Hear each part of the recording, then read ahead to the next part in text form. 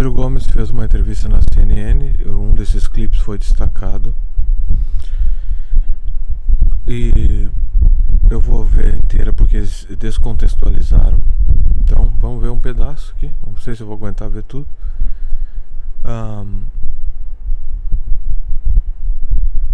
E é a mesma coisa. Eu já vi o Ciro fazer isso. Esse canal apoiou o Ciro Gomes um tempo atrás. E depois que parou de apoiar, uma parte do público sumiu. Aí tinha o Shadow Ban também. Parei de apoiar o Ciro em 2018. Então sumiu. O pessoal foi embora porque eles não tinham interesse em política. A maioria não tem interesse em política. A maioria tem interesse no trend ou no ídolo político. Ou na ideologia, né? No ídolo ideológico. De advogado, o senhor voltou a trabalhar no escritório de advocacia? Eu estou procurando achar graça em outros aspectos da minha vida fora da política, né? Não vou jamais abandonar a luta, porque essa é a minha vocação, o amor ao Brasil é o que me move. Não é de se colocar no currículo, mas esses cargos todos ao longo dessa vida extensa, eu nunca respondi por um processo. Agora, por que a CNN chama o Ciro? É isso que eu queria entender. Porque essa ideia de que o Ciro é um inimigo do poder e o poder chama ele para conversar com ele, eu não entendo isso. Faz sentido isso? Então esse é um ponto de desconfiança número 1. Nunca. Nem para ser absolvido, o que nada mais é do que a minha obrigação, eu gosto sempre de dizer, mas num país em que a corrupção virou praticamente regra na política, talvez já seja de ser... Muito cuidado com a narrativa da corrupção também, porque o problema nunca foi corrupção. Isso não quer dizer nada, todos os países do mundo são corruptos, é impossível que não haja corrupção. Tem como. Alguma corrupção sempre vai ter. O problema não é corrupção, o problema é o Banco Central, né? O controle do nosso dinheiro que nós não temos. Ser mencionado. Veja, eu toda semana escrevo porque eu me ressinto como brasileiro. Tá, eu não quero saber. O senhor sabe que eu sou da economia, sim, mas tu é? É interessante só dizer, estou procurando achar graça em outras coisas. Se a política não lhe larga, por que largar a política?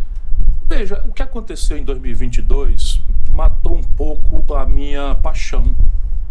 Não digo pelos intelectuais, eles não querem nem saber, estão todos no plano. Desta feita, e eu não digo o povo, mas o povo foi na onda de uma certa elite para quem a política é uma irrelevância.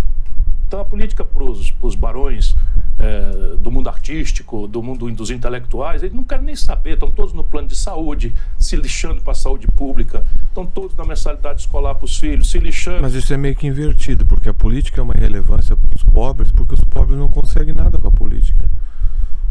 Na verdade, para os ricos a política é relevante, porque eles usam a política para manter a sua posição. A posição dessas pessoas ricas não é devido ao árduo trabalho. Árduo trabalho não dá dinheiro. No setup que a gente está, você pode trabalhar o dia inteiro, não vai ficar rico. Situações te deixam rica. Outros contextos. A elite, vou usar essa expressão, ela se preocupa com a política, aliás, ela só pensa nisso. O que leva à pergunta, o que tu está fazendo nesse programa aí? Para a educação pública, e esses assuntos são os que me... Porque essa CNN não é uma emissora do povo, né? Todos estão na segurança privada, carro blindado, condomínios, né, armados até os dentes e tal, e a segurança pública é um desastre no Brasil. E essa elite toda foi, né, na onda, sabe, de uma polarização que é tudo mudar para que nada mude no Brasil. Me desafie para dizer assim, mas não mudou, o Lula não mudou tal coisa em relação ao Bolsonaro, não mudou nada. É chocante o que eu estou dizendo. Não mudou nada mesmo, até piorou muita coisa. Como as censuras online, né? Eles usam o STF com polícia secreta para atacar as pessoas. Que aliás, o STF, o PCO não fala nada. Eu acho que é muito mais interessante nós focar no PCO agora. Mas eu quero saber o que o Ciro fala do PCO. Porque o Ciro é muito bom de discurso, mas a prática é outra história. Todo mundo discursa alguma coisa. Desde os dados graves da economia, superávit primário, meta de inflação, câmbio flutuante, autonomia do Banco Central. Já vamos entrar nesse tema. Justo ou não... O Ciro faz isso há anos, cara. O Ciro vai nesses programas. Eu não sei porque que chama ele para esses programas. Ele é para criar um fuzuê, né? Um carnaval. Ele vai lá, aí ele confronta as economistas. Tu pode ir em qualquer época. Ele sempre fez isso. Então esse periódico que ele faz de se construir como o cara que é antagonista, mas nunca antagoniza nada de fato, é uma recorrência do Ciro. Aliás, é uma recorrência de todos os políticos brasileiros. Não é?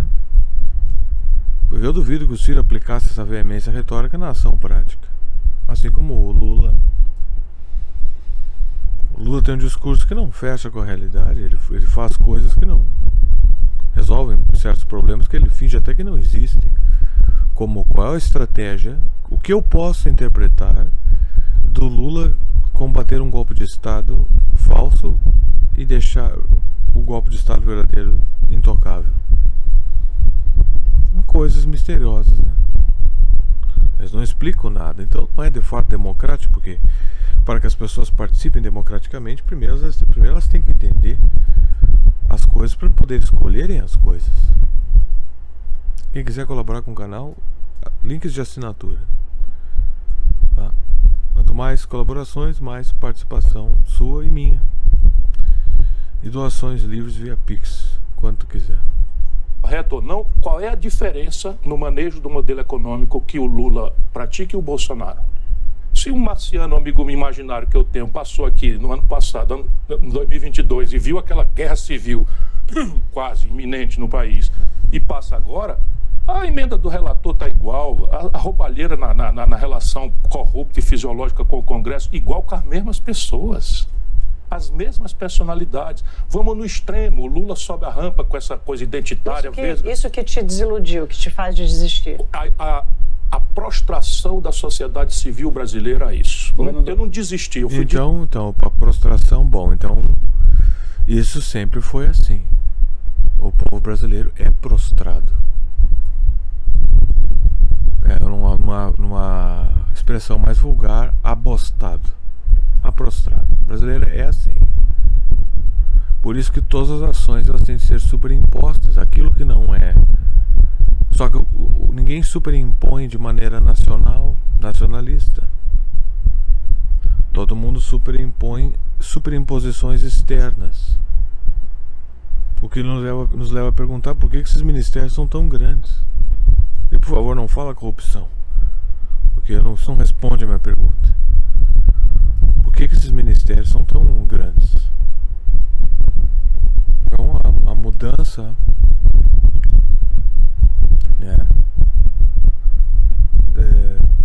o brasileiro é prostrado. É uma análise antropológica. Eu faço isso também aqui. O que já depõe contra a esquerda, a análise antropológica, porque a esquerda cria mitos, principalmente o PCO. O PCO é um dos partidos mais alienados do planeta. Por isso que eu tenho que considerar esses caras picaretas. Estão me roubando muito conteúdo, aquele Rui Costa Pimenta. As pautas, as coisas que eu chutei, levantei para cima, as bolas que eu levantei, vou usar a bola pro pessoal. As coisas que eu levantei para cima, estão roubando, eles roubam para os seus próprios interesses. A esquerda nunca criou nada, a esquerda é ladra. E eles enxergam o capitalismo como uma coisa a ser usurpada. Isso, porque a crítica ao capitalismo lhes dá o direito de serem antiéticos, de serem bandidos. Toda a ortodoxia ideológica, ela permite que o cara seja um criminoso, como os revolucionários, como as igrejas. Tudo em nome da seita, tudo em nome da ideologia, tudo pode. Porque a mantenência e sustentação da bolha é o essencial. Mais importante do que tudo para um partido é o poder do partido e a sobrevivência do partido, ou de qualquer grupo. Por isso que uma sociedade só muda quando indivíduos entram num ponto de realização da consciência. E depois eu continuo com o Ciro Gomes aqui.